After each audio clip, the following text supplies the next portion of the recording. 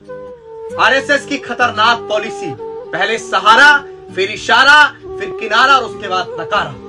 जय भीम साथियों, आपका स्वागत है सामाजिक परिवर्तन की पाठशाला एपिसोड 2 में। और आज हम बात करेंगे, जब मान्यवर कांशीराम साहब ने यह कहा कि आरएसएस की बेहद ही खतरनाक पॉलिसी है कि पहले सहारा, फिर इशारा, फिर किनारा और फिर नकारा, इस बात का पूरा विश्लेषण हम लोग करेंगे और आपको समझाने का प्रयास करेंगे कि कांशीराम साहब ने ये शब्द क्यों कहे और किससे कहे। साथियों, एक समय की बात है कि मान्यवर कांशीराम साहब एक बार भरतगढ़ पंजाब गए थे। अपने दूर के फूफा, जिनका नाम था भंगीराम, उनके पुत्र, जब वो उनके घर पहुंचे थे तो उनके पुत्र मास्टर शिव सिंह ने मान्यवर कांशीराम साहब से सवाल पूछा कि साहब एक बात बताइए कि डॉक्टर बाबा साहेब अम्बेडकर ने बौद्ध धर्म अपनाने के लिए महाराष्ट्र के नागपुर शहर को ही क्यों चुना।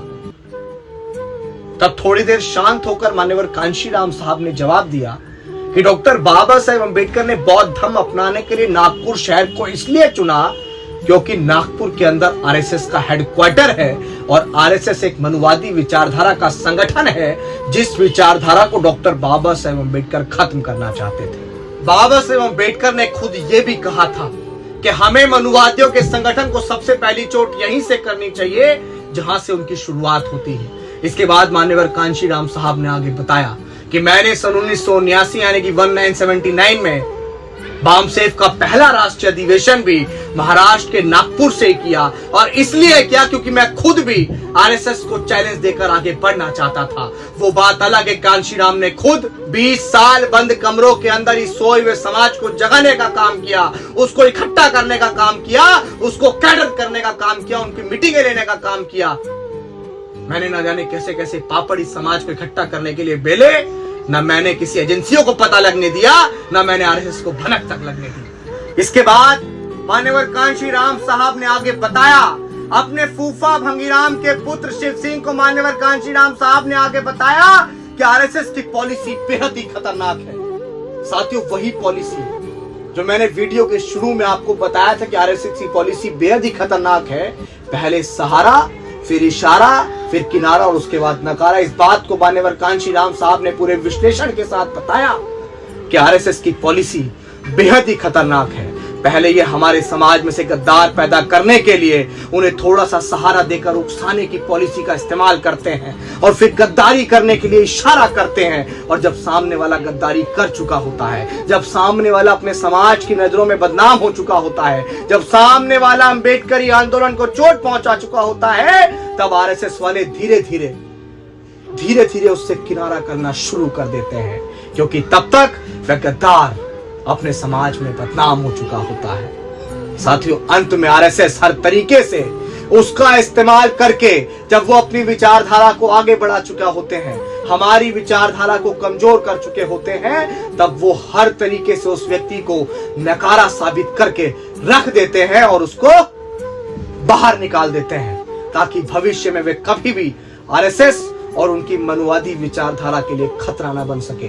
यह आरएसएस की बेहद ही खतरनाक पॉलिसी है। और इस वीडियो के अंत में मान्यवर कांशीराम साहब की इस बात पर मैं आज समाज में, वर्तमान समय में उन तमाम लोगों से कहना चाहता हूं जो दूसरी पार्टियों के हाथों में खेलते हैं, जो दूसरी विचारधारा के हाथों में खेलते हैं, जो फूले, शाहू, पेरियार, ललई, अम्बेडकर और मान्यवर कांशीराम साहब की विचारधारा को भूलकर दूसरों की विचारधारा को आगे बढ़ाने का काम करते हैं। मैं उनसे कहूंगा कि इनकी पॉलिसी वाकई बहुत खतरनाक होती है।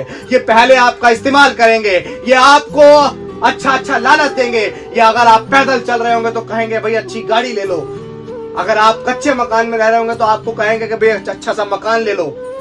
लेकिन ये चंद लालच आपकी आने वाली पीढ़ियों के लिए, आपके आने वाले भविष्य के लिए बेहद दुखदायी होंगे, क्योंकि विचारधारा से बड़ा कुछ नहीं होता है।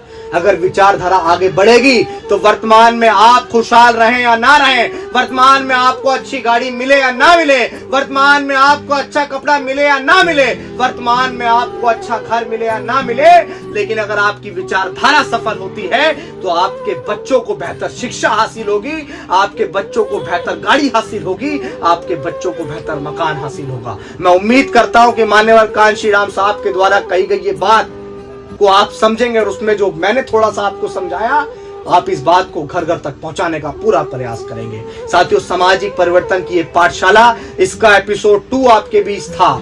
मैं आगे एपिसोड 3 में आपको फिर एक नई रोचक बात के साथ समझाने का प्रयास करूंगा। तब तक के लिए आपसे विदा चाहता हूं। जय भीम, जय भारत, जय संविधान।